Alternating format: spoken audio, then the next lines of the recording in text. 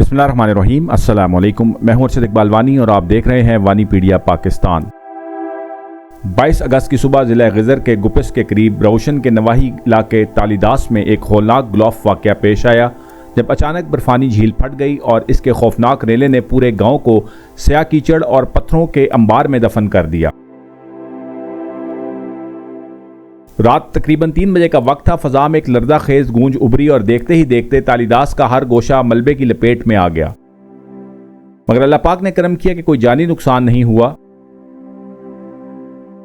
एक चरवाहा जो झील के करीब पहाड़ों पर अपने मवेशियों की निगहबानी कर रहा था, जब तूफ़ानी सैलाब को उसने अपनी जानिब बढ़ते देखा तो बर वक्त गाँव के लोगों को फ़ोन के ज़रिए इत्तला दी।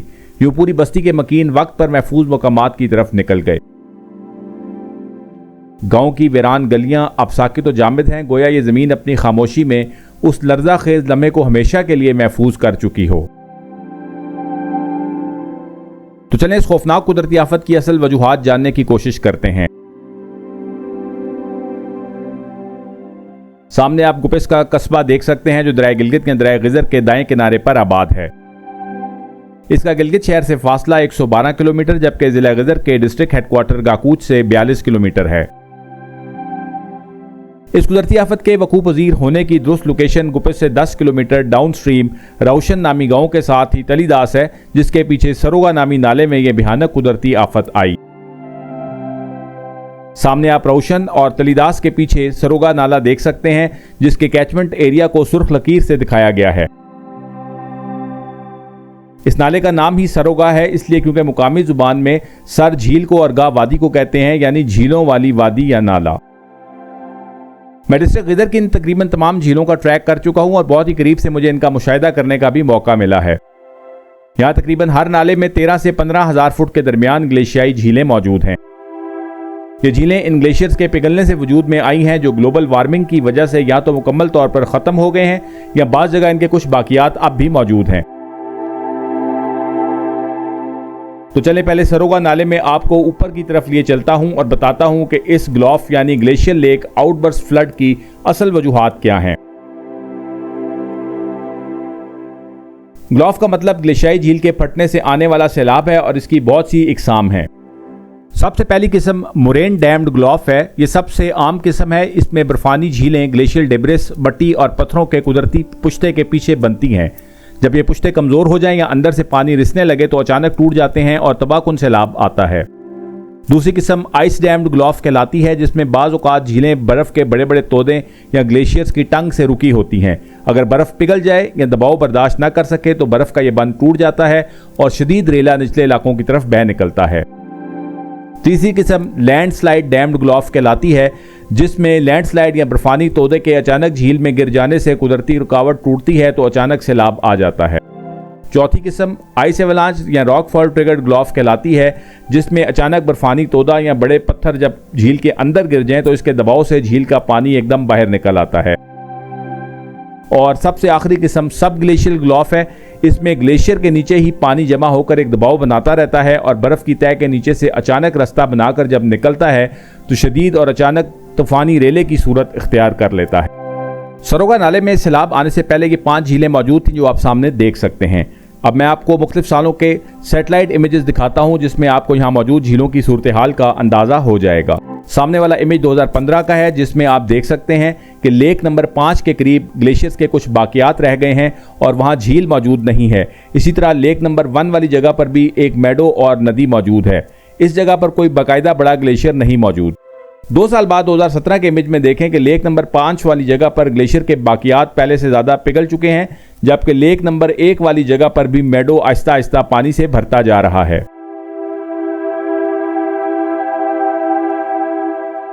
दो 2018 वाले इमेज में आपको लेक नंबर 5 वाली जगह पर बाकायदा एक झील नजर आ रही है और बचे हुए सिर्फ ग्लेशियर के बाकियात भी तेजी से पिघलते जा रहे हैं।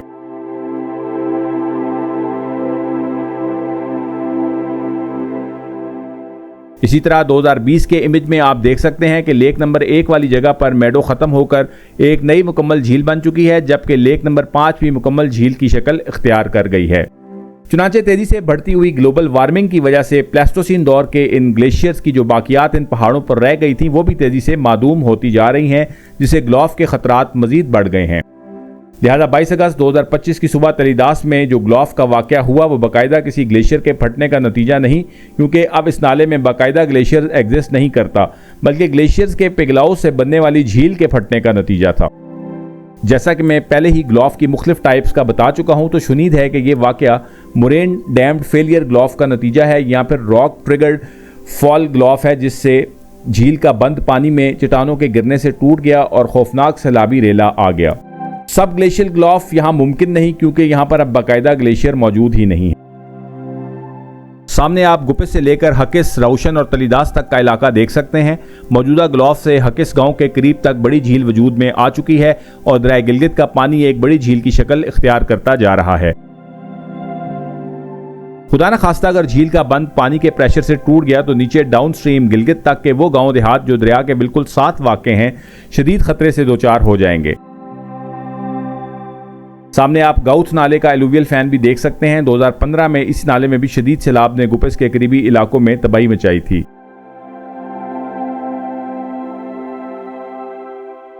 तो चलें बात करते हैं कि ग्लॉफ की कुदरती आफत से मुतल्लिक पहले से क्या पेशबंदी की जा सकती है।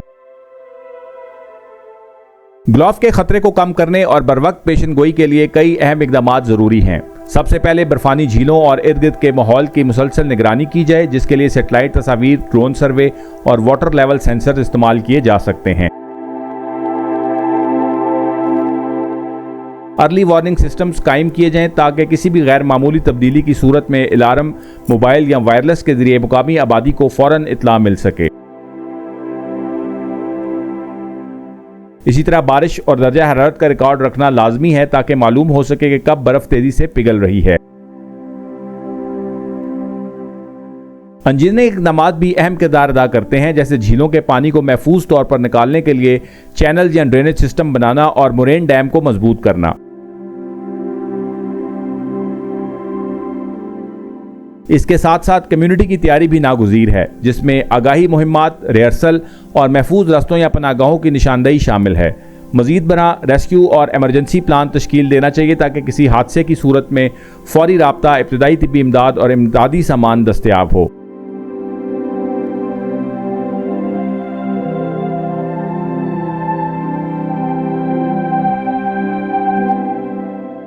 आखिर में तहकीक और डाटा शेयरिंग के जरिए यूनिवर्सिटियों और तहकीकाती इदारों की मालूमात को मुकामी आबादी तक आसान जुबान में पहुँचाना भी ग्लॉफ की बरवक्त पेशन गोई और हिफाजती इकदामात के लिए निहायत अहम है।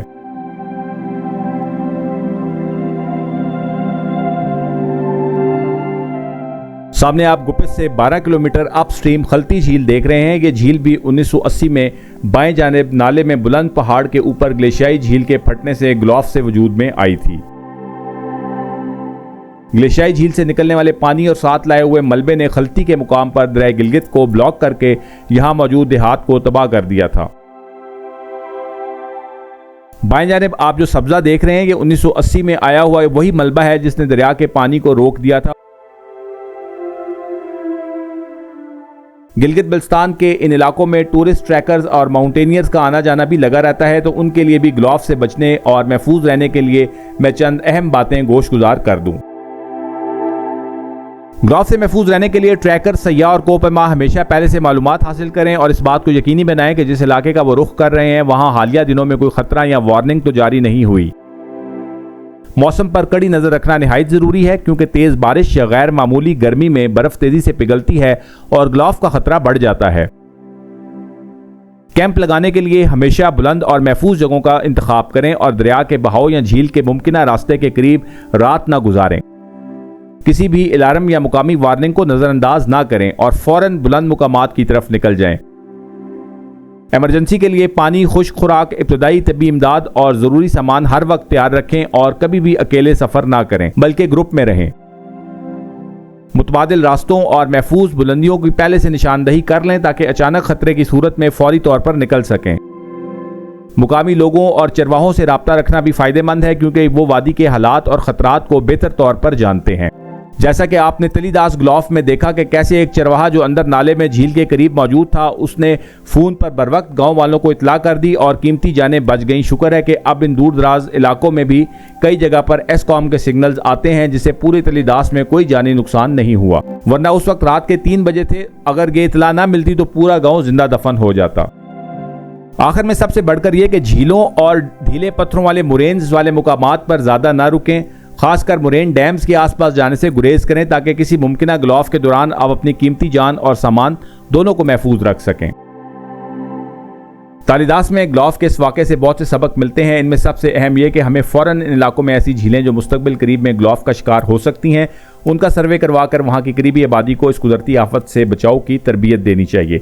और साथ ही साथ ऐसी झीलों के करीब सेंसर्स, जिनमें वाटर लेवल सेंसर्स, प्रेशर और temperature sensors, seismic and acoustic sensors, satellite and remote sensing data और इसी तरह रियल टाइम अलार्म सिस्टम्स नस्ब करने की ज़रूरत है।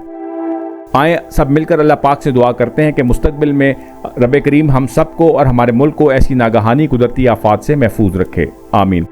आखिर में तलीदास के गिरदोनवाही नालों में मौजूद कुछ ग्लेशियाई झीलों की तस्वीर आपके सामने पेश कर रहा हूँ, जिनको देखकर आप अंदाज़ा लगा सकते हैं कि कैसे ग्लॉफ का सबब बन सकती हैं। अपना ख्याल रखिएगा। अल्लाह हाफिज़, फ़ी अमान अल्लाह। अस्सलाम वालेकुम।